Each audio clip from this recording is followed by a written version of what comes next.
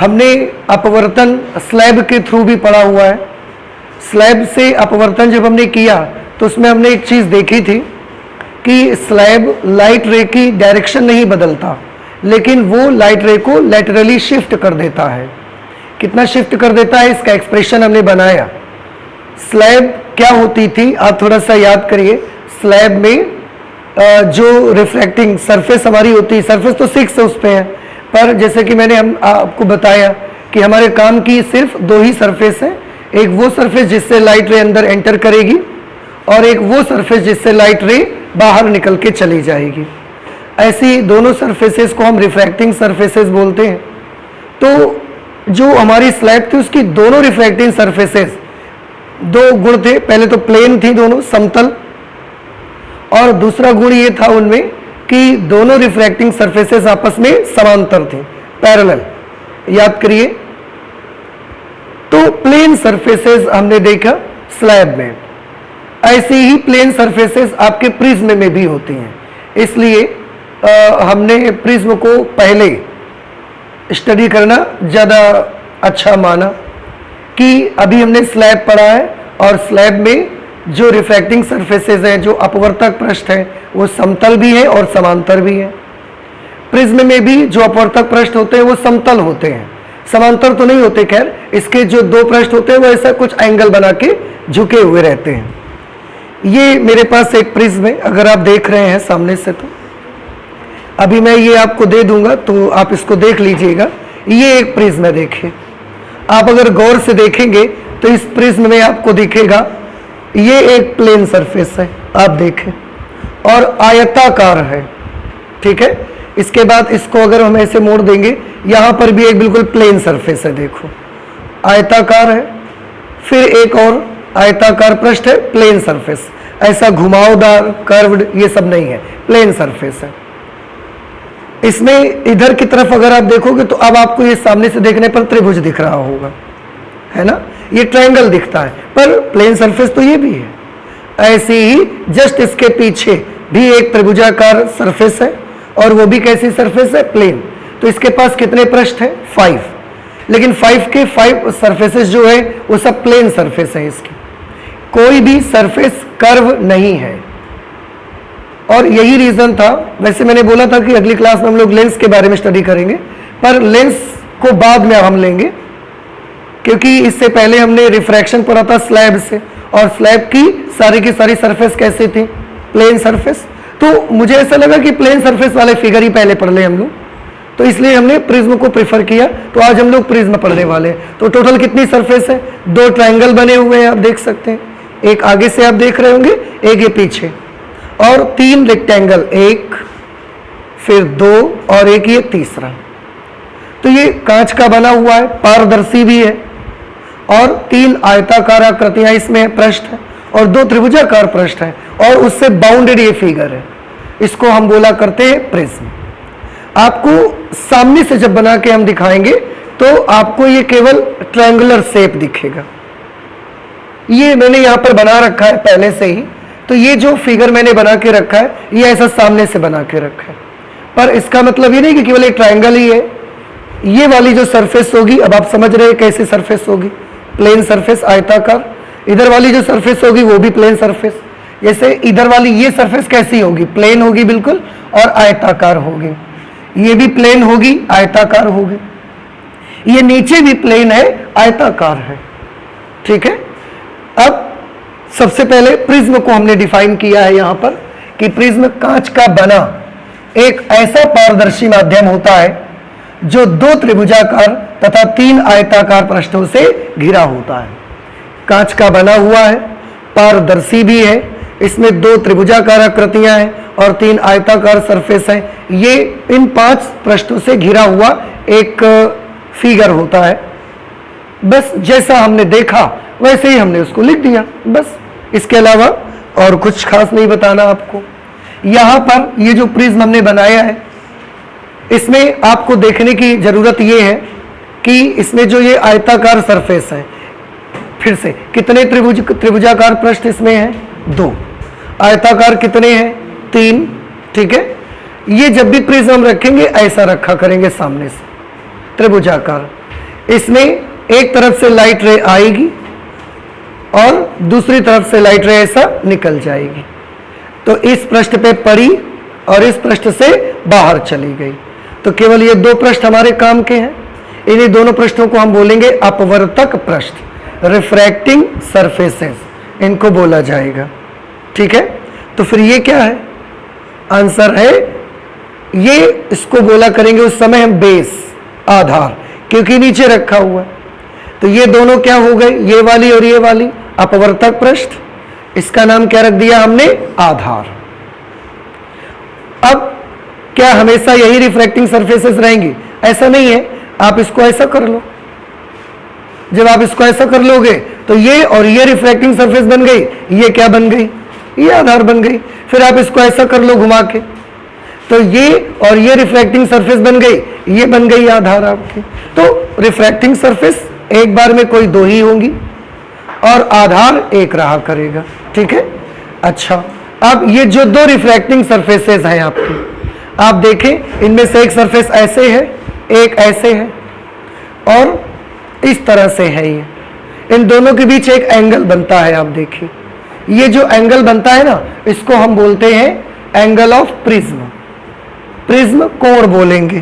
तो यहां पर आप देख सकते हैं ये जो एंगल, यहां पर ये वाला एंगल जो बनेगा, ये वाला एंगल, ये रिफ्रैक्टिंग सरफेस, ये रिफ्रैक्टिंग सरफेस और दोनों के बीच का ये जो कोण है, इसको हम बोलेंगे एंगल ऑफ प्रिज्म। अगर ये हम ऐसा रख लेंगे तो ये एंगल ऑफ प्रिज्म हो जाएगा, अगर हम इसको ऐसा रख लेंगे तो ये एंगल ऑफ प्रिज्म हो जाएगा। समझ आ रहा है कुछ आपको? तो इस तरीके से ये प्रिज्म का शेप होता है। अभी आपको दे देंगे, फिर आप देख सकते हैं इसको। तो अगर आपको समझ में आ गया है तो बताइए, ये जो नीचे सरफेस है ये केवल एक लाइन है या यहां पर कुछ और है? नीचे आयताकार सरफेस है और इस सरफेस को हम क्या नाम रखेंगे? इस सरफेस को हम नाम रखेंगे बेस। हिंदी में इसे क्या बोला करेंगे? आधार बोलेंगे। ये वाली सरफेस और ये वाली सरफेस का नाम बताइए। मैं एक काम करता हूं, एक छोटा सा फिगर आपको बताने के लिए अलग बना लेते हैं और उस पे हम लोग रे डायग्राम बनाएंगे। ये मैंने सामने से प्रिज्म को बना लिया। बताइए इसका नाम बताइए क्या है? ये जो सरफेस यहां पर होगी आयताकार होगी और इसका नाम क्या होगा? वेरी गुड, इसका नाम होगा अपवर्तक पृष्ठ। इस वाली सरफेस जो यहां पर है उसका नाम बताइए। ये भी अपवर्तक पृष्ठ। भाई अपवर्तन के लिए तो हमको दो सरफेस चाहिए ना बेटा, तो दो पृष्ठ अपवर्तक पृष्ठ होंगे कि नहीं होंगे? जो नीचे है इसका नाम क्या होगा? आधार, इसको कहेंगे बेस, और ये है रिफ्रैक्टिंग सरफेस।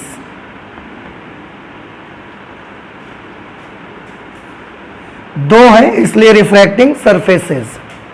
दोनों अपवर्तक पृष्ठों के बीच जो ये एंगल आप देख रहे हैं यहां पर, इसको हम बोलेंगे प्रिज्म कोण।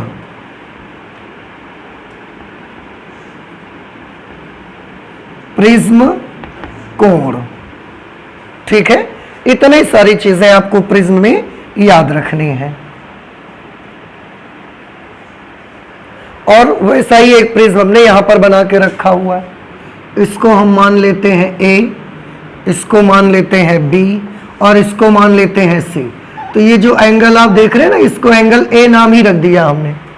यहां पर ए बिंदु है तो हमने इस एंगल का कुछ अलग नहीं बनाया, इस एंगल का नाम ही हमने रख दिया कि ये कौन सा एंगल होगा? एंगल ए इसका नाम है, ये एंगल ए। और इसी को क्या बोलते हैं? प्रिज्म कोण, एंगल ऑफ प्रिज्म इसको कहा जाएगा। ठीक है, तो ये प्रिज्म के बारे में आपको जानकारी हो गई। अब हम इसमें से प्रकाश की किरण देंगे, एक तरफ से डालेंगे और दूसरी तरफ से अपवर्तन के बाद वो प्रकाश किरण बाहर चली जाएगी। ठीक है, तो देखिए किस तरीके से उसका अपवर्तन होगा और उसको समझ के देखिए कि कैसे उसका रिफ्रैक्शन होता है प्रकाश किरण का।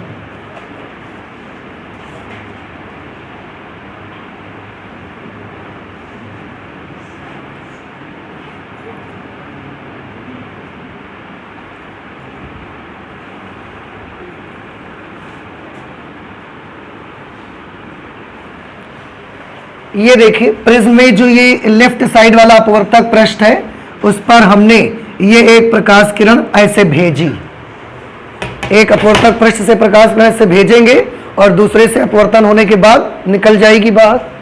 तो ये हमने एक प्रकाश की किरण यहां से भेजी, देखिए ये देखिए, इसका आप कुछ नाम रख सकते हैं, पी क्यू नाम रख सकते हैं इस पॉइंट का। तो पी क्यू प्रकाश किरण है जो प्रिज्म के पहले अपवर्तक पृष्ठ पर आपतित होती है। अच्छा, अब यहां पर ये उसके जाने का रास्ता है। अब इधर जाएगी कि नहीं जाएगी हमें नहीं मालूम है, पर मैंने बना दिया है कि जब प्रिज्म में गई है प्रकाश किरण तो ये उसका रास्ता था, प्रिज्म में प्रवेश करते समय उसका रास्ता है। इसके बाद किरण का क्या होगा, क्या इसी दिशा में निकल जाएगी? आंसर है उस दिशा में तो नहीं निकल जाएगी। क्यों? क्योंकि वायु से कहां पर प्रवेश कर रही है, कांच में, और वायु से कांच में प्रवेश कर रही है तो जाहिर सी बात है उसका अपवर्तन होगा। अपवर्तन होगा, साथ में ये प्रकाश किरण पृष्ठ पर अभिलंबवत तो है नहीं। अगर अभिलंबवत नहीं है तो चाल बदलने के कारण ये मुड़ जरूर जाएगी, तो सीधे तो नहीं जा सकती, मुड़ेगी। अब किधर की तरफ मुड़ेगी उसको पहचानने के लिए हमको एक अभिलंब बनाना पड़ेगा। इस जगह पर अभिलंब बनाएंगे तो ही हम समझ सकते हैं। तो एक अभिलंब बना देते हैं यहां पर हम। इस सरफेस पर मैं इस पॉइंट पर एक नॉर्मल ड्रॉ कर देता हूं, आप देखिए ये हमने एक अभिलंब बना दिया। अभिलंब बना दिया मतलब ये एंगल बेटा कितने डिग्री का हो जाएगा इसका, ये एंगल पूरा 90 डिग्री का हो जाएगा। अभिलंब बना दिया है हमने, इसको हम N1 मान लीजिए आप, क्योंकि एक नॉर्मल अभी इधर भी बनाना पड़ेगा आपको। अब ये हमने नॉर्मल बना दिया। अब बताएं मुझे कि प्रकाश किरण विरल से सघन में जा रही है कि सघन से विरल में जा रही है? विरल से सघन में, क्योंकि वायु से कांच में प्रवेश कर रही है तो विरल से सघन में जा रही है। और अगर प्रकाश किरण विरल से सघन में जा रही है तो यह अभिलंब की ओर झुकेगी या अभिलंब से दूर हट जाएगी? अभिलंब से दूर हट जाएगी। विरल से सघन में जाने पर टुवर्ड्स नॉर्मल और अवे फ्रॉम नॉर्मल, अभिलंब की ओर झुकेगी या अभिलंब से दूर हट जाएगी? आंसर है अभिलंब की ओर झुकेगी। अभिलंब से दूर कब हटेगी? जब सघन से विरल में जाएगी। अभी विरल से सघन में जा रही है, अभिलंब की ओर झुक जाएगी। तो जाने का रास्ता तो ये है उसके, ऐसा चली जाए, ऐसा जा रहे, ऐसा जाना चाहिए उसको, पर कांच आ गया तो अभिलंब की ओर झुक जाएगी। अब बताइए ये रास्ता है, अभिलंब की ओर झुकेगी तो ऐसा नीचे की तरफ झुक जाएगी या थोड़ा और ऊपर उठ जाएगी? ऐसे नीचे की ओर झुक जाएगी और ऐसे निकल जाएगी।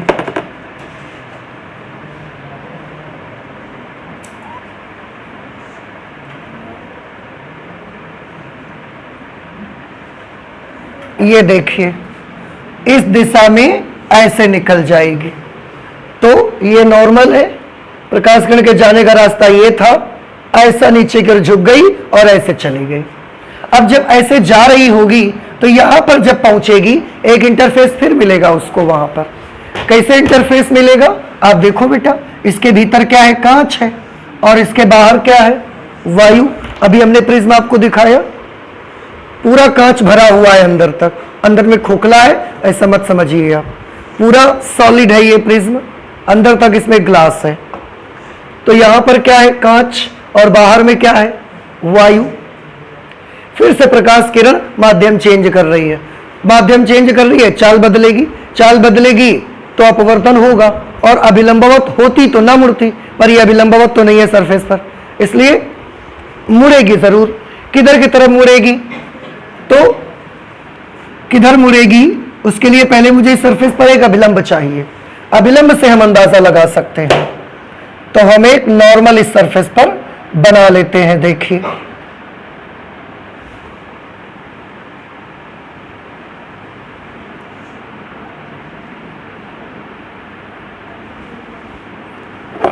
ये हमने एक अभिलंब इस पर बना लिया, इस वाले पृष्ठ पर, और इस अभिलंब का नाम हमने क्या रख दिया? N2। अगर ये अभिलंब है तो ये एंगल कितने डिग्री का होगा? 90 डिग्री का होगा ये अभिलंब एंगल। अच्छा, यहां पर आप देखें दोनों एंगल यहां पर एक दूसरे को इंटरसेक्ट करते हैं। इसका हमने कुछ भी नाम रख दिया, मान लिया इसका नाम हमने रख दिया डी, ठीक है, आगे जरूरत पड़ेगी इसलिए हमने इसका नाम रख दिया। अब तो आप यहां पर बता सकते हैं प्रकाश किरण किधर की तरफ मुड़ेगी, कांच से वायु में जाना चाहती है, ये उसके जाने का रास्ता है। और कांच से वायु का मतलब सघन से विरल में जाना चाहती है। अगर सघन से विरल में जाना चाहती है तो प्रकाश किरण अपवर्तन के बाद अभिलंब की ओर झुक जाएगी या अभिलंब से दूर हट जाएगी? अभिलंब से दूर हट जाएगी। तो बेटा अभिलंब से दूर हटने के लिए जाना तो इस दिशा में उसको था, पर अब वो क्योंकि अपवर्तन हो रहा है अभिलंब से दूर हटना चाहती है, तो इसको हल्का सा ऊपर की तरफ झुका दे या नीचे की तरफ मोड़ दे? नीचे की तरफ मोड़ दे, क्योंकि अगर ऊपर की तरफ झुकाएंगे तो वो तो अभिलंब की ओर जाने लगेगी। अभिलंब से दूर भेजने के लिए आपको इसको क्या करना पड़ेगा? नीचे की ओर झुकाना पड़ेगा। तो ये अभिलंब से दूर हट जाएगी और इस तरह से निकल जाएगी, ऐसे, ये देखिए ऐसे निकल जाएगी, ठीक है। तो ये पी क्यू, इस जगह पर कुछ नाम रख देते हैं, इसका नाम रख दीजिए आर, और यहां पर जब चली गई प्रकाश किरण तो इसका नाम हमने रख दिया एस। तो ये जो पी क्यू आर एस है ना, ये प्रकाश किरण का मार्ग है।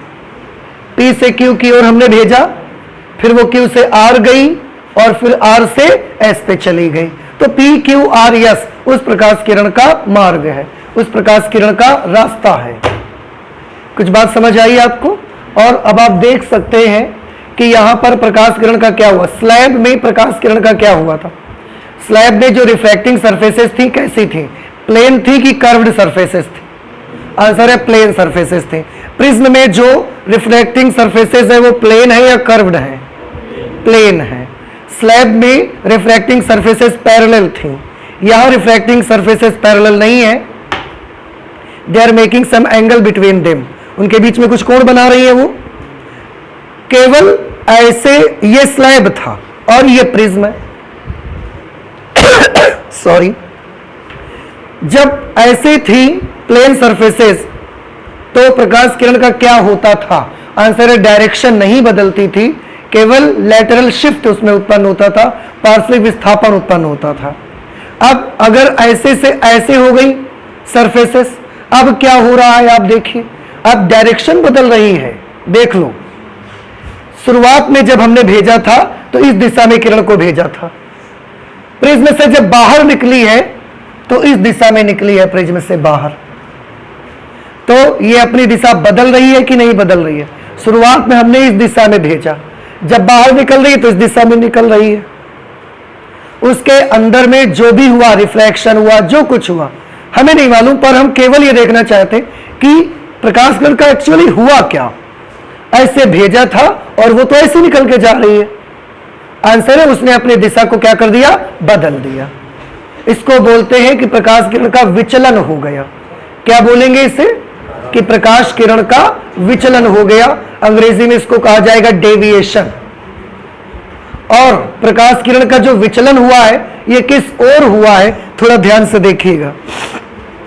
ऐसे हमने लाइट रे को भेजा, उसके अंदर गई, फिर ऐसे निकल गई, ऐसे जाके ऐसे मुड़ गई। किस तरफ मुड़ रही है? आंसर है आधार की ओर मुड़ रही है। आप देखिए, देख रहे हैं आप? तो प्रिज्म में जब भी प्रकाश किरण आप भेजोगे वो प्रकाश किरण हमेशा किस तरफ मुड़ जाएगी? आधार की ओर। डायरेक्शन बदलेगी कि नहीं बदलेगी? इसमें आंसर डायरेक्शन बदल जाएगा। स्लैब में डायरेक्शन नहीं बदली थी, केवल पार्श्विक विस्थापन हुआ था, इसमें दिशा बदल जाएगी। कुछ बात समझ में आ रही? तो प्रिज्म क्या करता है बताइए? आंसर है प्रिज्म प्रकाश किरण पर प्रकाश किरण का विचलन कर देता है, डेविएट कर देता है, उसको विचलित कर देता है। और हमेशा किस ओर विचलित करेगा? अपने आधार की ओर। यह भी एक चीज याद रखनी है। तो हम लिख सकते हैं एक नोट बना के,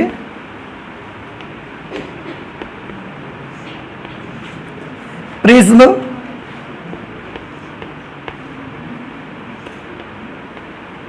अपने ऊपर प्रिज्म अपने ऊपर आपतित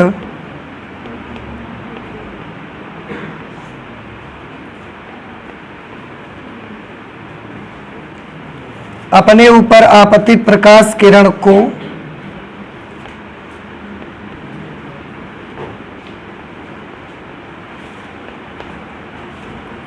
आधार की ओर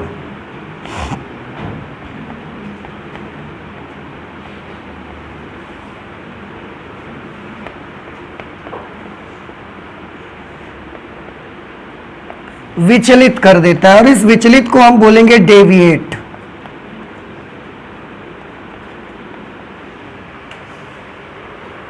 ठीक है, ये आपको याद रखना है। और स्लैब क्या करता है? स्लैब डेविएशन नहीं करता, वो पार्श्विक विस्थापन करता है। अब दोनों में डिफरेंस आपको समझ आ गया ना, कि स्लैब की भी दोनों रिफ्रैक्टिंग सरफेस कैसी थी? प्लेन। प्रिज्म की भी दोनों रिफ्रैक्टिंग सरफेस कैसी हैं? प्लेन। स्लैब की दोनों रिफ्रैक्टिंग सरफेस पैरेलल थी, और इसकी दोनों सरफेसेस नॉन पैरेलल हैं। स्लैब क्या करता है? पार्श्विक विस्थापन। क्या नहीं करता? वो डेविएट नहीं करता। प्रिज्म क्या करता है?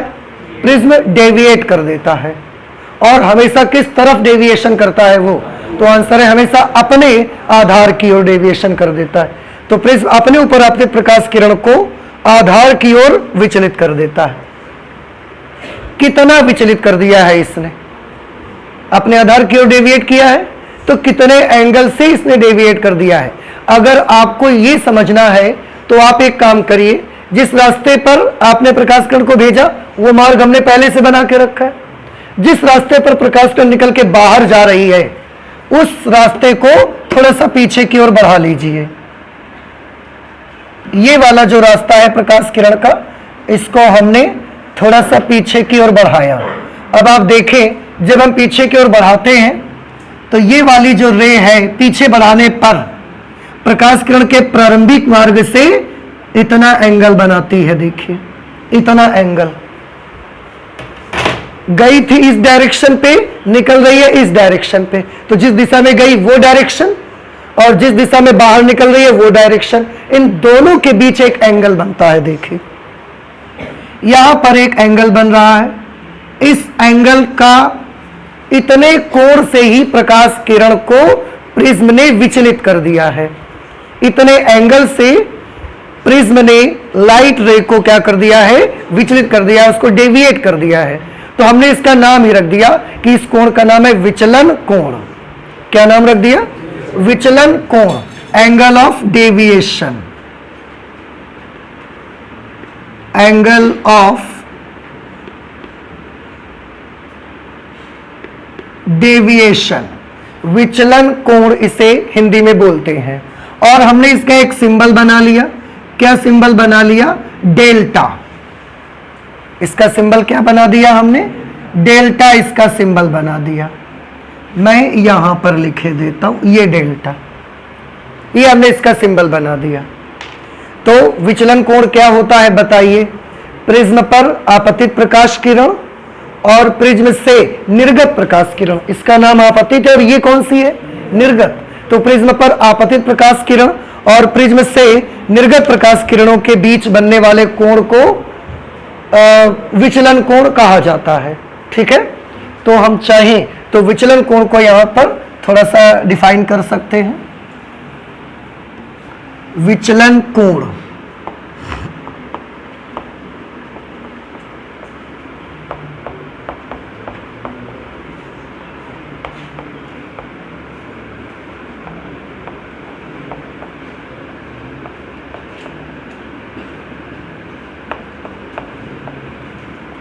एंगल ऑफ डेविएशन, विचलन कोण। ठीक है, लिखिए डेफिनेशन।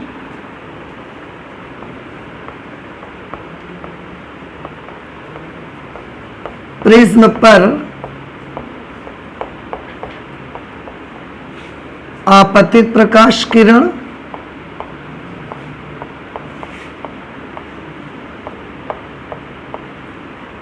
तथा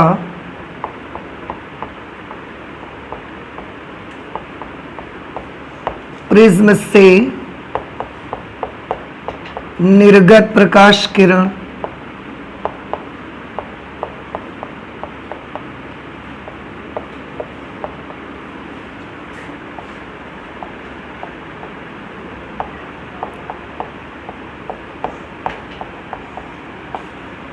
की दिशाओं के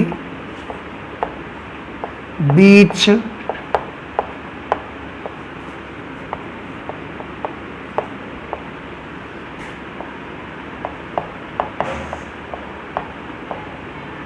बनने वाले कोण को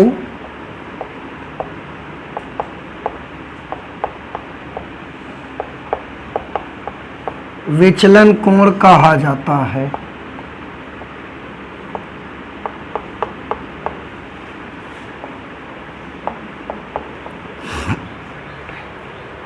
इसे डेल्टा से प्रदर्शित करते हैं।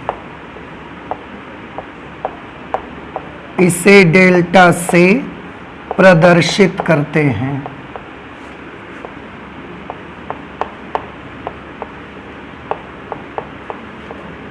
ठीक, ये विचलन कोण की हमने डेफिनेशन बना ली। प्रिज्म पर आपतित प्रकाश किरण तथा प्रिज्म से निर्गत प्रकाश किरण की दिशाओं के बीच बनने वाले कोण को विचलन कोण कहा जाता है। इसे डेल्टा से प्रदर्शित करते हैं।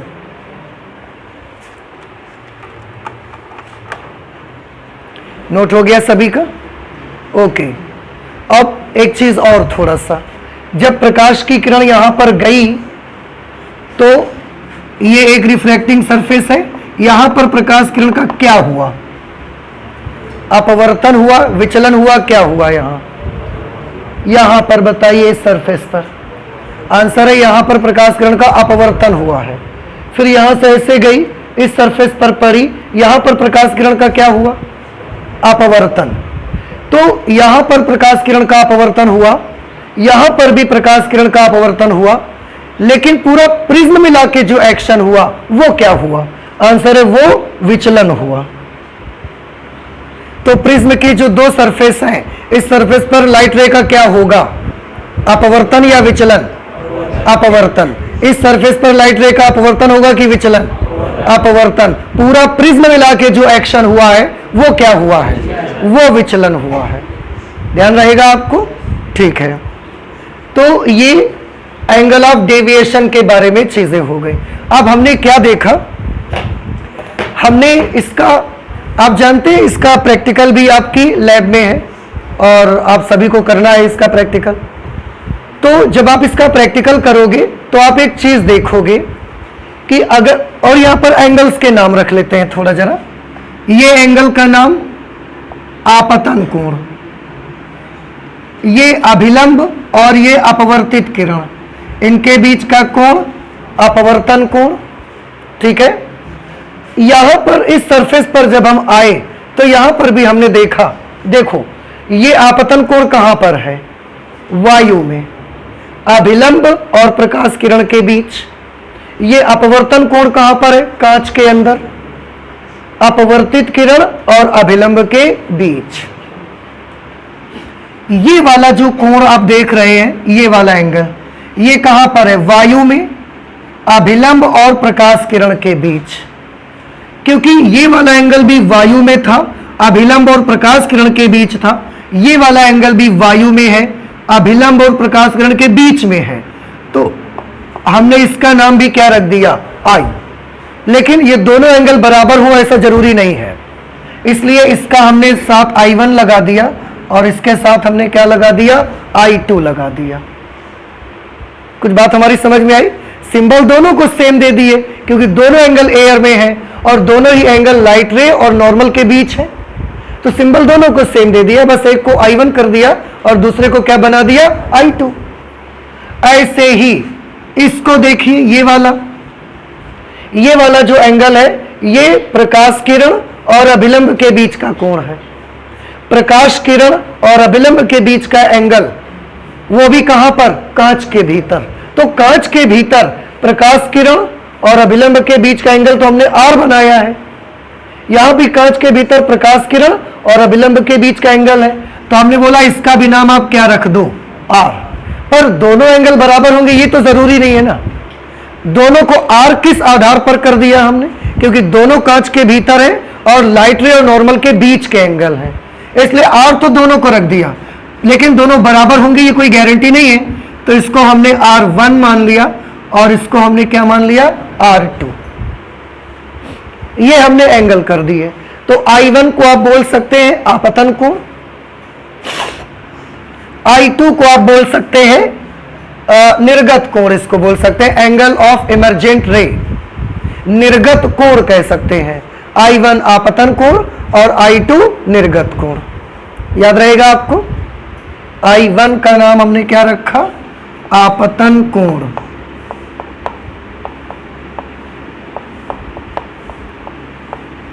और I2 का नाम हमने रखा निर्गत कोण।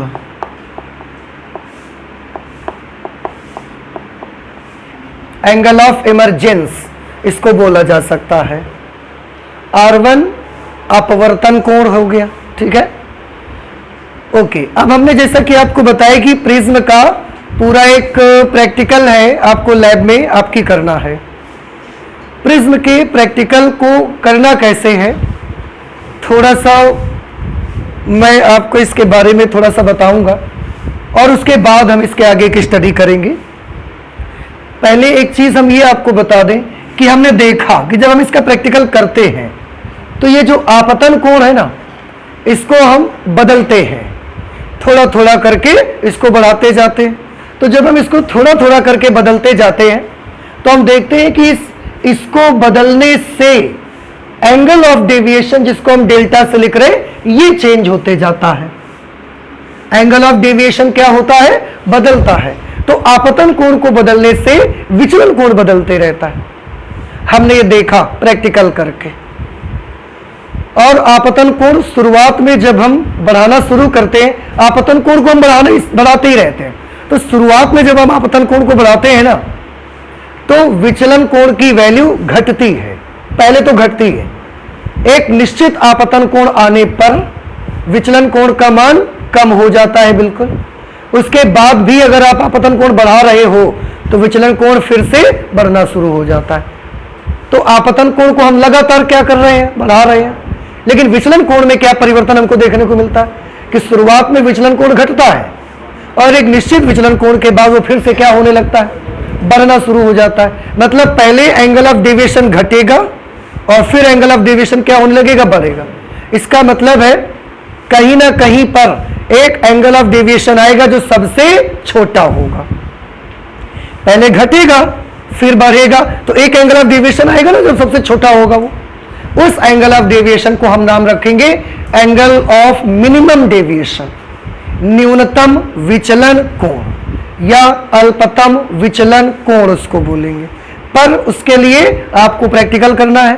प्रैक्टिकल करके उसका एक ग्राफ बनेगा आई और डेल्टा के बीच में।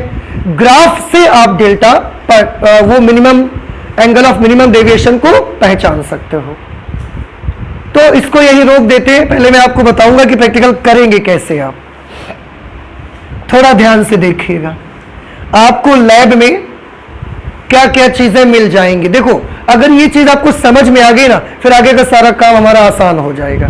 इसलिए थोड़ा टाइम लगेगा पर इसको समझ लो, और आपको अगर लैब में मिलता है करने को तो इसको करिए सभी लोग। ये काफी इंपॉर्टेंट प्रैक्टिकल होगा। आपको इसके लिए मतलब नेसेसरी एपरेटस क्या होंगे, क्या क्या लैब में से आपको मिलेगा। लैब में से आपको 3-4 चीजें लेनी पड़ेंगी। आपको एक तो प्रिज्म तो मिलेगा ही मिलेगा, तभी तो प्रिज्म का प्रैक्टिकल करोगे। तो एक तो प्रिज्म मिल जाएगा आपको, उसके साथ एक आपको बोर्ड मिलेगा, वुडन बोर्ड, लकड़ी का एक बोर्ड। और लकड़ी का वो बोर्ड इतना ऐसा होता है कि ऊपर से उसकी सरफेस बड़ी सॉफ्ट होती है, मुलायम, ऐसी मुलायम होती है कि आप हाथ से ही उस पर पिन गाड़ सकते हैं। और उसके साथ वहां से आपको पेपर पिन मिल जाएंगे। पेपर वहां से मिल सकता है, आपको भी लेके जाना पड़ सकता है। पेपर आप ही लेके जाइए, ज्यादा सही रहेगा, वहां से पता नहीं पेपर मिले ना मिले।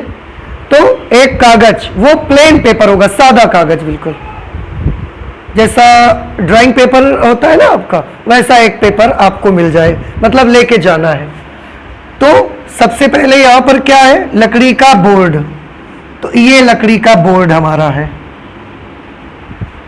इस लकड़ी के बोर्ड पे जब आप गए अपना एक सादा कागज लेकर के, प्लेन पेपर, उस प्लेन पेपर को आपने इस पे ऐसा फिट कर दिया, ऐसे सेट कर दिया आपने उसको। तो ये क्या है बेटा, ये बोर्ड, ये वहीं से मिलेगा आपको। ये आपका कागज है और ये सादा कागज होगा, ठीक है।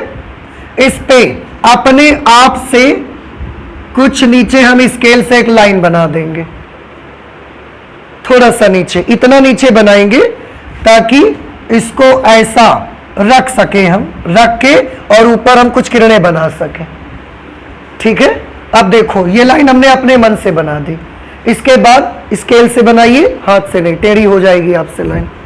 फिर यह प्रिज्म जो हमको मिला है लैब में, उसको हम उठाएंगे और इस पे ऐसा रखेंगे, कहीं पर भी रख दो। हम 4-5 चित्र बनाएंगे, इसलिए थोड़ा किनारे से ही थोड़ा ठीक रहेगा। इस पे बिल्कुल ऐसा रखा कि बॉर्डर से बॉर्डर इसका मैच करवा दिया और पेंसिल से इसका ऐसा ये बना दिया हमने ऐसे, ठीक है। एक बनाया, दूसरा थोड़ी दूर पर बना दिया। जितनी रीडिंग्स आपको लेनी है उतने आप ये बॉर्डर बना देंगे प्रिज्म के, ऐसे और इधर से ऐसा। हम 3 ही लेके आपको दिखाएंगे, आप अपना बाकी लैब में कर लीजिएगा, इस तरह से और यहां से ऐसा, एक ही प्रिज्म को रख कर। और अब आप देखो रख कैसे रहे थे हम, ऐसा। बेस हम कहां रख रहे हैं, इसका ऊपर, समझ आ रहा है आपको, या ऐसे उसको रख रहे हैं और उसका हम बॉर्डर बना लिए। 5 जगह बना लो, 6 जगह बना लो, मैंने बोला जितनी आपको रीडिंग लेनी है उतनी जगह पर आप इसका बॉर्डर पेंसिल से बढ़िया बना देंगे। और ये बॉर्डर क्यों बना लेंगे, ताकि दोबारा जब हम इसको रखने जाएंगे तो बिल्कुल ठीक उसी जगह पर बिल्कुल रख जाए हमारा।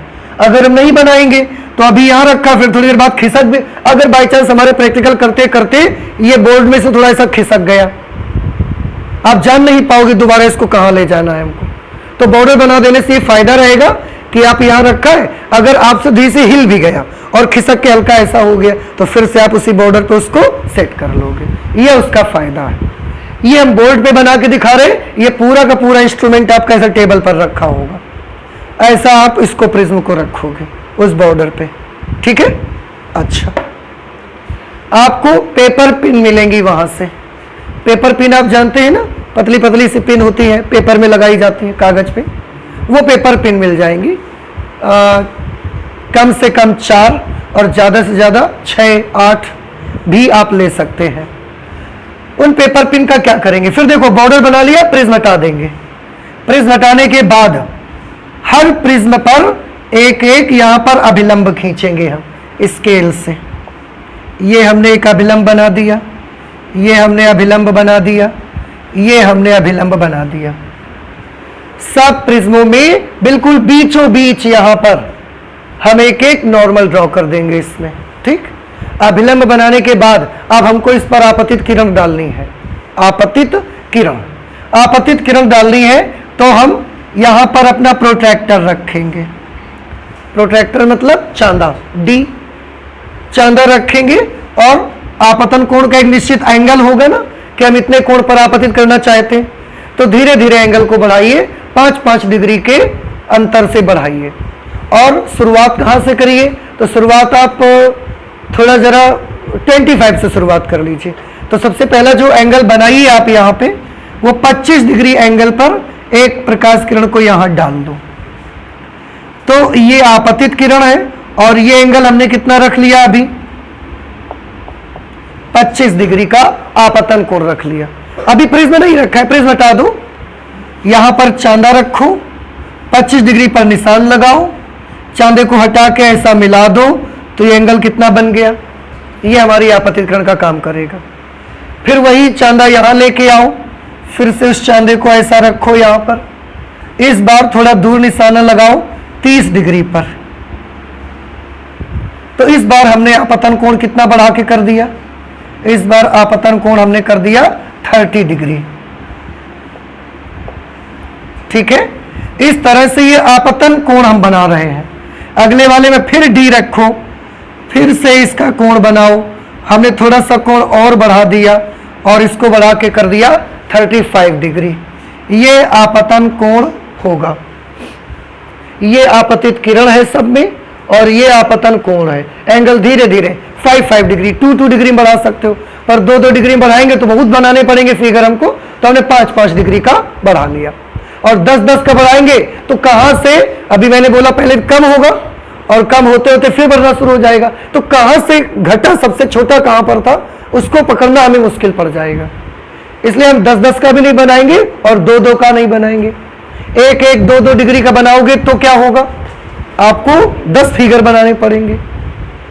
10 डिग्री का बनाओगे तो क्या होगा, विचलन कोण सबसे छोटा कहां पर रहा होगा इसको पाना हमारे लिए मुश्किल हो जाएगा। इसलिए हमने 5 डिग्री का बनाया, ताकि ना हमें बहुत रीडिंग लेनी पड़ेगी और ना ही तो हमें एंगल ऑफ मिनिमम डेविएशन को पकड़ना मुश्किल रहेगा। अब इतना हम कर लेंगे प्रिज्म को हटा करके। अब हम एक एक के साथ एक्सपेरिमेंट करना अपना स्टार्ट करेंगे।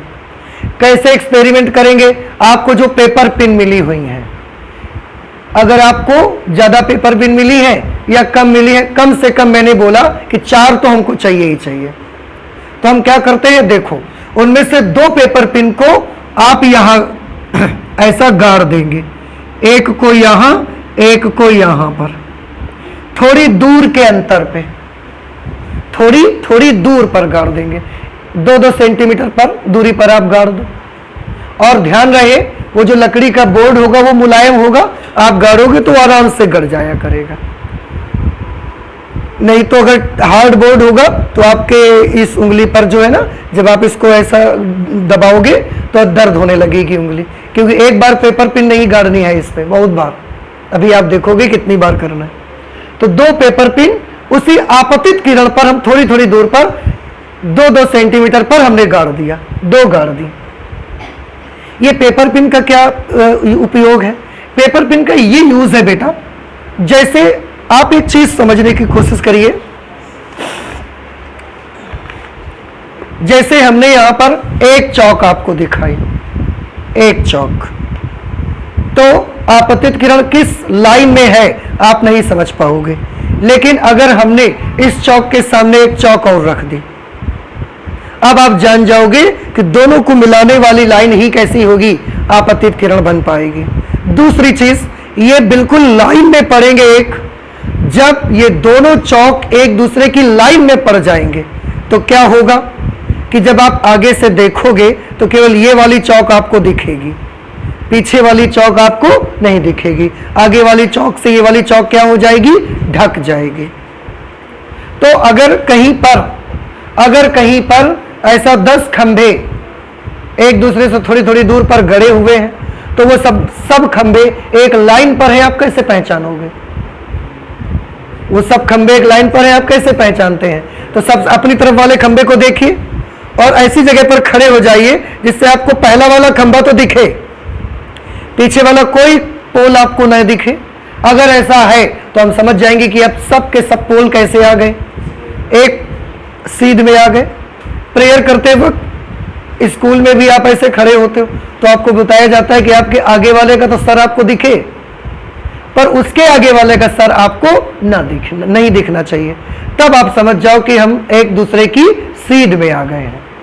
तो ये प्रकाश किरण का सिद्धांत मिलाने के लिए वो एक लाइन में बने, उसके लिए ये 2 पेपर पिन हम गाड़ देंगे। अगर हमारे पास पेपर पिन ज्यादा है, इस जगह भी ज्यादा है, तो हम 1 2 3 लगा देंगे। यहां पर सिद्धांत मुझे चाहिए, बस सीधी लाइन हमको चाहिए। इतना कर दिया हमने, पिन गाड़ दिया, और अच्छे से गाड़िए। जब आप पेज पे पेपर की पिन गाड़िए तो ऐसा नहीं कि बस लगा दिया हुआ ऐसे है लगी है तो भी तुम एक्सपेरिमेंट चालू कर दिए, ऐसा नहीं है। उसको बिल्कुल ऊर्ध्वाधर होना चाहिए, दोनों पिने ऊर्ध्वाधर होना चाहिए, बिल्कुल वर्टिकल, ऐसा टेढ़ी तिरछी मिर्ची नहीं चाहिए, बिल्कुल ऊर्ध्वाधर ही चाहिए। तो ये पेपर पिन यहां गाड़ देंगे। इतना करने के बाद अब आप फिर से अपना प्रिज्म लेके आइए और उसी बॉर्डर पर बिल्कुल अच्छे से यहां लगा दीजिए, ऐसा रख दीजिए, तो ये ऐसा रख जाएगा। जब आप रख दोगे फिर इसको, ये टेबल पर रखा होगा, फिर हल्का सा बैठ जाइए आप। क्यों? क्योंकि ऐसे ऊपर से देखोगे तो ऐसा दिखेगा आपको, यहां से नहीं देखना है। अब अगर आपने ऐसा लगाया है, इधर से प्रकाश किरण प्रवेश कर रही है, देखो ये प्रकाश किरण आ रही है, इस वाली सरफेस से प्रवेश कर रही है, तो इस वाली सरफेस से क्या होगी, निकलेगी। अब ये समझ रहे हैं आप? तो यहां से प्रवेश कर रही है, यहां से निकलेगी, और आपकी टेबल पर ये ऐसे रखा हुआ है। तो आप थोड़ा सा ऐसा झुक जाइए और देखिए, एक आंख को बंद करके देखिए। दोनों आंखों से देखने पर आपको उतना अच्छे से नहीं दिखेगा। एक आंख से बंद करके देखने का मतलब क्या, और एक आंख से जो बंद करके देखना है ना, उसके लिए भी ऐसा नहीं कि कस के 2 उंगली रख के आप कस के इसको दबा दो, ऐसा नहीं होना चाहिए। आप आंख बंद करना है, आपको फोड़ना थोड़ी है। तो आप कैसे बंद करो, ऐसा हाथ करो, ऐसा रख लो, बस ये आंख बंद हो गई। इससे आप देख सकते हो, आप सिद्धांत मिला सकते हो। ऐसे क्या होगा, ऐसे जब आप रखोगे तो आपके आंख में प्रेशर भी नहीं पड़ेगा, और जब आप खोलोगे फिर वैसा ही। जब आप इसको कस के ऐसे पकड़ के दबा देते हो, फिर आप थोड़ी देर बाद जब इसको खोलोगे ना, तो थोड़ी देर तक तो इस आंख से दिखेगा नहीं आपको, और आपको ये भ्रम हो जाएगा कि लगता है प्रिज्म का प्रैक्टिकल करते करते हमारी आंख खराब हो गई। तो अब गलती करोगे तो यार प्रॉब्लम तो आएगी ना। तो आपको आंख कैसे बंद करनी है, उसके सामने आ जाना है और ऐसे आंख को बंद करना है। जैसे ही खोलोगे फिर वैसे की वैसे ही। समझ रहे? नहीं तो मैंने देखा है बच्चों को बता दिया जाता है सब कुछ, और उन जाके कस के इसे दबा देते हैं। ऐसे नहीं दबाना है। अब जब हमने देखा, अब देखो इसके जाने का सीधा रास्ता क्या है, ये इसके जाने का सीधा रास्ता है। पर हम क्या देखते हैं कि जब हमने यहां पर अपनी आईज को रख के देखा, यहां पर अपनी आंख को रख के देखते हैं, तो ये 2 पिन, जो 2 पिने हैं ना, ये 2 पिन्स हमको यहां नहीं दिखती हैं। यहां पर भी हमने आंख रख के देखा, तो प्रकाश किरण का जाने का सीधा रास्ता तो यही था। तो मुझे लगा कि इसी रास्ते पर सीधे हमको ये पिनें दिखाई देंगी, पर ये हमको यहां पर आंख रखने से पिन हमको नहीं दिखती। तो हमने अपनी आंखों को थोड़ा सा इधर उधर शिफ्ट किया कि कहां से दिखेंगी। तो फिर भाई हमने तो क्या सोचा, हमने तो ये सोचा ना कि ये ऐसे आ रही है तो यहां से दिखेगी। हमने अपनी आईज को यहां सेट कर दिया, आईज को सेट कर दिया, पर हमारा सोचना गलत हो गया। यहां से तो हमें दोनों पिनें दिखी ही नहीं, और अगर दिख भी गई तो वो कैसी दिखी, ऐसी। अगर ऐसी दिखेगी तो क्या ये एक सीध में है, एक सीध में नहीं है। तो हमने क्या किया, अपनी आंख को थोड़ा इधर लेके आए इससे, और अब ये दोनों सीध में आ गई। तो हम आंख को कहां पर लेके आएंगे, जहां से देखने पर 2 की दोनों पिन आपको बिल्कुल एक के आगे पीछे दिखने लगे। अगर आगे वाली दिखे तो फिर पीछे वाली उसको नहीं दिखना चाहिए। कुछ हमारी बात समझ में आ रही? तो यहां से देखने पर पिन कैसी दिख रही है, ऐसे या ऐसे दिख रही है। हमको क्या करना है, आप पिनें हटाओगे नहीं, आप अपनी आंख को इधर लेके आइए और ऐसा लेके आइए ताकि ये दोनों पिन आपको एक सीध में दिखना शुरू हो जाए। तो हमने क्या देखा, यहां से तो हमको एक सीध में नहीं दिखी, थोड़ा सा को ऊपर नीचे हमने सेट किया, और यहां पर जब हम आंख लेके आए तब मैं देखता हूं कि एक पिन मुझे यहां दिख रही है और एक पिन मुझको यहां दिखती है, और अब ये दोनों पिन बिल्कुल एक सीध में नजर आती है। तो हम आंख को तब तक थोड़ा सा लेफ्ट राइट करते रहेंगे जब तक 2 की दोनों पिनें आपको कैसी ना दिख जाएं, एक सीध में ना दिख जाएं। दोनों पिन दिखना और उनका एक सीध में दिखना अलग अलग बात है। तो दोनों पिन दिखनी चाहिए या एक सीध में दिखनी चाहिए, एक सीध में दिखनी चाहिए। यहां पर से देखा हमको एक सीध में दिखे, तो हमने आहिस्ते से क्या किया, ऐसा एक आंख से देख रहे थे, एक आंख से एक हाथ से पिन उठाई और पिन को ऐसा लगा दिया वहां पर, फिर दूसरी पिन उठाई, दूसरी को भी लगा दिया। और कैसा लगाना है, आपने अभी अभी कितनी पिन लगाई, 2, पहले कितनी लगा चुके थे, 2, पेपर में अब कितनी पिन लग गई हैं, 4। पर पिनें ऐसी होनी चाहिए कि ये 4 की चारों पिनें आपको एक लाइन में दिखनी चाहिए बिल्कुल। अगर आगे वाली पिन आपको दिखे तो पीछे की तीनों पिन फिर नहीं दिखनी चाहिए। ऐसा पिन लगा दिया और अपने फ्रेंड से बोला कि देख लो भाई तुम भी, क्या वाकई में इस पिन को देखो, अगर ये दिखती तो क्या ये 3 छुप गई है? अगर वो भी श्योर कर देता है कि हाँ ठीक है, तो अब आप क्या करो, पिन गाड़ दी है आपने दोनों, अब आप प्रिज्म यहां से हटा लो, पिने हटाते जाओ और इस जगह पर ऐसा सर्कल बनाते जाओ पेंसिल से। पिने हटाओगे भाई, पिन तो थोड़ा सा एक होल कर देगी, और ऐसा भी हो सकता है कि आप हटा लो और इसके बाद वो आप ढूंढ ही ना पाओ कहां है, तो एक एक पिन हटाओ, उस जगह निशान लगा दो, आपसे निशान गुम नहीं होना चाहिए। इसके बाद फिर से स्केल लगाओ और स्केल रख के इन दोनों पिनों का जो निशान था उसको ऐसा मिला दीजिए। इससे क्या पता चला कि प्रकाश किरण गई तो ऐसे है, पर प्रिज्म से निकली कैसे है? ऐसे। अब ये कौन सी कोण किरण है? आपतित, और ये कौन सी किरण है? निर्गत। इनके बीच का ये हम कोण नाप लेंगे और यही कोण हमारा क्या बन जाएगा? डेल्टा बन जाएगा। तो हमने क्या पता लगा लिया? विचलन कोण, एंगल ऑफ डेविएशन हमने पता लगा लिया। कुछ बात आपको समझ में आई? यही प्रैक्टिकल जितने भी फिगर आपने यहां किए हैं, बनाए हैं, सब में बस यही करना है। फिर इसको हटा दिया, इसको नाप के हमने यहां नोट कर लिया। बाई चांस मैंने देखा कि ये एंगल मुझे मिला 50 डिग्री, मान लिया ऐसे ही।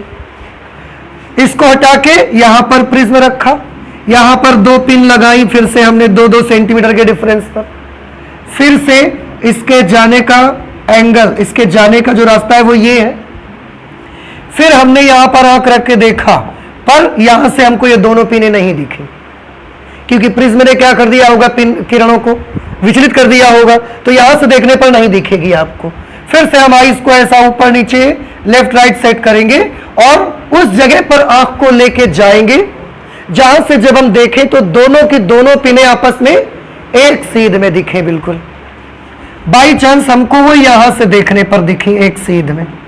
फिर से हमने अपनी आंख के सामने ऐसी 2 पिनें लगाई ताकि जब हम प्रिज्म में से देखें, अगर इस पिन को देखें तो ये वाली और ये वाली फिर हमको दिखना बंद हो जाए, अर्थात वो सब के सब एक लाइन पे आ जाएं। बिल्कुल फिर से प्रिज्म हटाया, पिन हटाते जाइए, निशान लगाते जाइए, इसको आपस में ऐसा मिला दीजिए।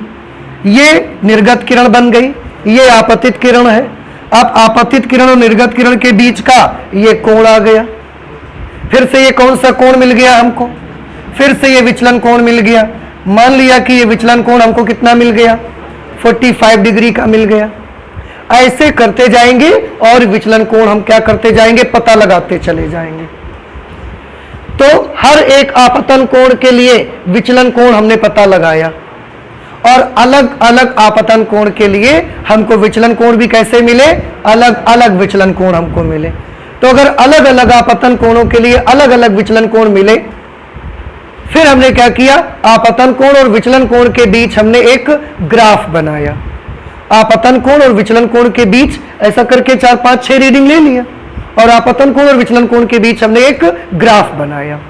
वो ग्राफ हमको कैसे? पहले तो टेबल बना ली उसकी, फिर उसका ग्राफ बनाया। वो ग्राफ कैसा मिलेगा उसको हम देखना चाहते हैं। इससे आप नोट कर लीजिए, हम उसको दिखाते हैं क्योंकि उसके लिए जगह चाहिए फिर मुझे। अब हमने वो जो जितनी भी रीडिंग्स हमने ली, 5, 6 जो भी रीडिंग लिया, उसमें सबके लिए आपतन कोण I और विचलन कोण D, उसका एक ग्राफ बनाना है। तो हमने उसकी एक टेबल बनाई सबसे पहले कि I के लिए, किसी I के लिए कितना डेल्टा मुझे मिला। बाई चांस मैंने जो आपतन कोण लिए हैं वो कितने कितने लिए हैं? 25 degree, 30 degree, 35 degree, 40 degree, 45 degree, और एक और ले लेते हैं, सॉरी 50 डिग्री। ऐसे हमने ये क्या लिए? आपतन कोण। आई सिंबल से जान जाओगे आप। इनके लिए जो विचलन कोण मिले थे उसको भी हमने, क्योंकि निकाला, पता लगाया, वो जो हमने प्रैक्टिकल किया, और वो भी हमने यहां नोट किया। 25 डिग्री पर कितना विचलन कोण मुझे मिला था? 50 डिग्री।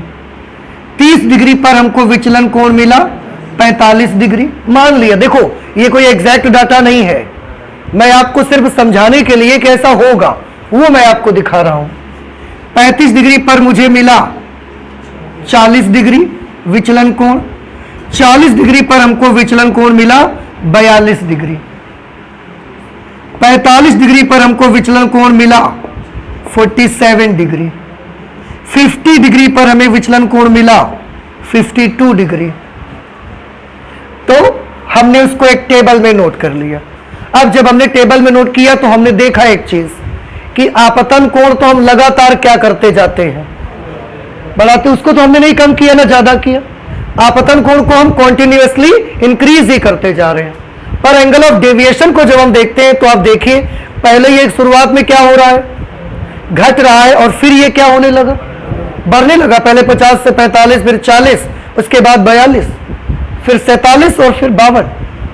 तो शुरुआत में विचलन कोण घटा और उसके बाद एक जगह आकर क्या होने लगा, वो बढ़ना शुरू हो गया। तो हमने इसका एक ग्राफ बनाया। ग्राफ में कैसे बनाया उस ग्राफ को, ये ग्राफ हमने बनाया जिसमें इधर की तरफ हमने आई रखा, आई मतलब आपतन कोण, और इधर की तरफ हमने क्या रखा, डेल्टा, डेल्टा मतलब विचलन कोण हमने रखा। अब आपतन कोण 0 डिग्री, 25, 30, 35, 40, 45, 50, ऐसे 5-5 का डिफरेंस लिया है। 25, 30 degree, 35 degree, 40 degree, 45 degree, 50 degree. विचलन कोण पे भी आप ऐसा बनाते जाइए।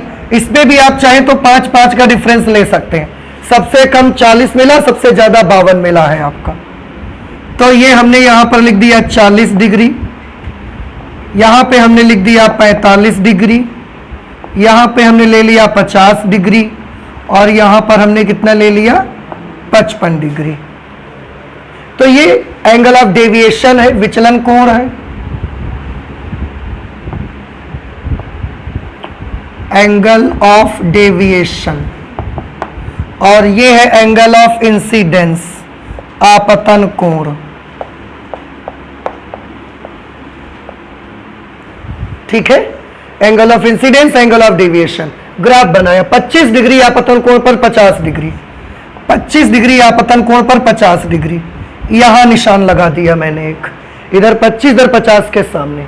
30 पर 45 डिग्री, 30 पर इधर इसके सामने, इधर 45 के सामने निशान लगा दिया। 35 डिग्री पर 40 डिग्री, तो 35 पर ये 40 के सामने निशान लगा दिया हमने। 40 डिग्री पर 42 डिग्री, 42 मतलब इससे थोड़ा सा ऊपर, तो इससे थोड़ा सा ऊपर यहां पर मैंने निशान लगा दिया। फिर 45 डिग्री पर 47, 47 मतलब 50 के नजदीक, 47 इससे थोड़ा सा कम रहेगा 50 से, 47 है ना, इस वजह से। इधर 45 और इधर 50 से थोड़ा कम, यहां निशान मैंने लगा दिया। फिर 50 डिग्री पे 52 डिग्री, 50 डिग्री आपतन कोण पर 52 डिग्री, 50 से भी ऊपर थोड़ा सा यहां पर आके हमने इसका निशान लगा दिया। अब हम इसका ग्राफ बनाना चाहते हैं। तो जब आप इसका ग्राफ बनाओगे, इसके ग्राफ बनाने में एक चीज का बहुत ख्याल रखना है आपको, कि ये जो पॉइंट्स आपको मिल गए हैं, इन सभी पॉइंट्स को ऐसा स्केल रख के इससे फिर इससे ऐसे नहीं मिलाना है। आपको इसका ग्राफ बनाते वक्त बड़ा स्मूथ ग्राफ बनाना है, फ्री हैंड ग्राफ आपको बनाना है। स्मूथ ग्राफ का मतलब ये है कि आप इसमें स्केल रख के स्ट्रेट लाइन नहीं मिलाओगे। आप क्या करोगे, आप ऐसे हाथों से ही अपने ऐसा ग्राफ मिलाओगे, और इनमें से जब आप फ्री हैंड ग्राफ बना रहे हो उस वक्त कोई पॉइंट थोड़ा अंदर आ जाता है, कोई पॉइंट थोड़ा बाहर चला जाता है, चले जाने दीजिए, हमें कोई फर्क नहीं पड़ता। पर हम ग्राफ को ऐसा स्मूथली ही बनाएंगे। और ऐसा क्यों करेंगे, ऐसा इसलिए करेंगे, देखो ध्यान से। 35 डिग्री पर कितना विचलन कोण मिला था 40, और इसके बाद 40 डिग्री पर कितना मिल गया, सीधे यहां से यहां तक घटता नजर आया और इसके बाद यहां जाके बढ़ गया। पर हमें एक डाउट है और वो हम पहचान नहीं पाए, क्या कि पता नहीं ये 40 के बाद ही इसने बढ़ना शुरू कर दिया, या 40 से यहां, क्योंकि बीच में हमने 36, 37, 38, 39 का नहीं बनाया है, हमने 36, 37, 38, 39 का बनाया, आपने नहीं बनाया, तो पता नहीं ये हो सकता है कि ये यहां पर जब हम अगर उनका भी बना देते तो हो सकता है इसकी वैल्यू 38 तक आई हो और उसके बाद बढ़ना शुरू हो गई हो।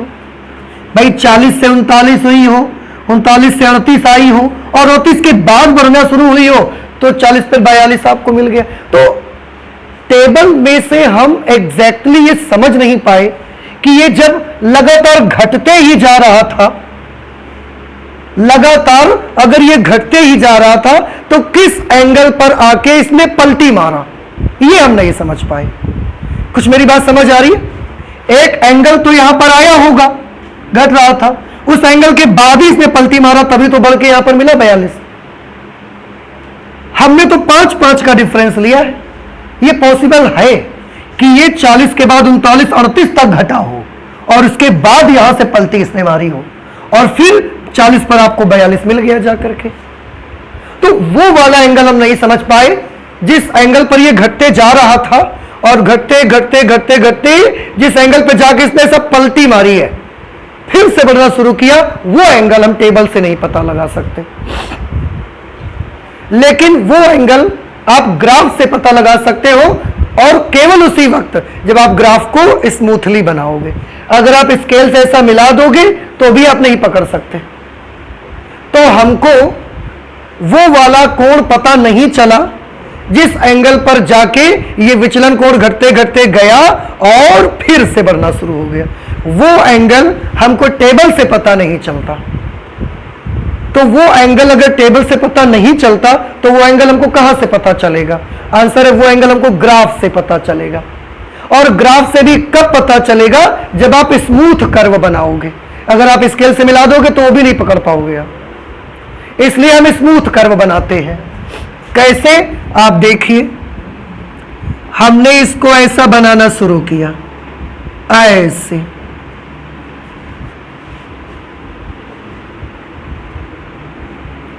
ऐसा हमने ग्राफ बनाया।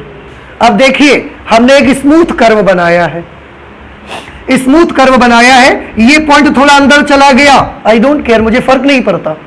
हाँ, बहुत अंदर नहीं जाए कि पॉइंट यहां आया, तुम ग्राफ यहां से बना रहे हो, ये नहीं होना चाहिए। पर थोड़ा लेफ्ट राइट में रह जाए कोई फर्क पड़ता नहीं है। ये पॉइंट थोड़ा ऊपर रह गया, हमने फिर भी बनाया उसको, और यहां तक देखो लेके आए, नीचे नीचे तक हम इसको ऐसा लेके आए और इसके बाद हम इसको ऐसा ले गए। ये थोड़ा अंदर चला गया, कोई फर्क नहीं, थोड़ा सा बाहर आ गया, कोई फर्क नहीं पड़ता हमको। पर अब आप देखिए, टेबल में सबसे मिनिमम डेविएशन कौन सा दिखा रहा था? 40 डिग्री। 40 डिग्री सबसे मिनिमम डेविएशन दिखा रहा था, पर ग्राफ ने हमको बता दिया कि मिनिमम डेविएशन 40 डिग्री पर नहीं है। मिनिमम डेविएशन कहां पर है? यहां पर है, 38 डिग्री पर, 37 डिग्री पर, 39 डिग्री पर, यह मिनिमम डेविएशन है। तो न्यूनतम विचलन कोण, विचलन कोण ने घटते घटते कहां से पलटी मारी, कितना न्यूनतम विचलन कोण था, यह आप टेबल से पकड़ नहीं सकते। लेकिन यह चीज आप कहां से पा सकते हो? ग्राफ से। लेकिन कब? जब आप स्मूथ कर्व बनाओगे, स्केल से नहीं मिलाना है आपको। समझ आ रहा है? इसलिए कैसा कर्व बनेगा इसका? स्मूथ कर्व बनेगा। और देखो, हमें पता लगा लिया। अब देखो, टेबल हमको क्या बताती थी कि न्यूनतम विचलन में न्यूनतम कोण कितना है? 40 डिग्री। पर क्या वाकई में विचलन में न्यूनतम कोण 40 डिग्री का है? नहीं है। ये वाला कोण न्यूनतम विचलन कोण है। ये वाला कोण विचलन कोण है, पर कौन सा विचलन कोण है? सबसे कम वाला। इसलिए इसका नाम हमने रख दिया न्यूनतम विचलन कोण। इसको अल्पतम विचलन कोण भी कहा जा सकता है। न्यूनतम विचलन कोण। और आप जानते हो, इसको हमने एक रिप्रेजेंट किया, एक सिंबल बनाया। विचलन कोण है तो डेल्टा तो लिखेंगे लिखेंगे, पर ये मिनिमम डेविएशन है, इसलिए हमने इसको क्या लिख दिया? Delta minimum. डेल्टा एम से उसको हम रिप्रेजेंट कर देते हैं। तो कुछ बातें समझ में आई इसके बारे में। और देखिए, तो आई होप कि ये चीज तो आपको पता ही लग गई है। तो न्यूनतम विचलन कोण आप कहां से पता लगाते हैं, टेबल से या आई डेल्टा कर्व से? हाँ, इस कर्व का नाम बेटा रखा जाता है आई डेल्टा कर्व, क्योंकि ये आई और डेल्टा के बीच का ग्राफ है। आई डेल्टा कर्व से आप डेल्टा मिनिमम पता लगा सकते हो। समझ आ रहा है? अच्छा, अब हमने देखा कि जब हम प्रिज्म को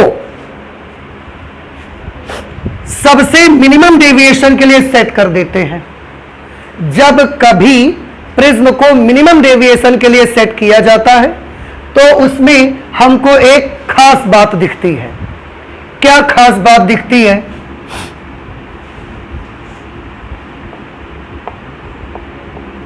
When prism is set for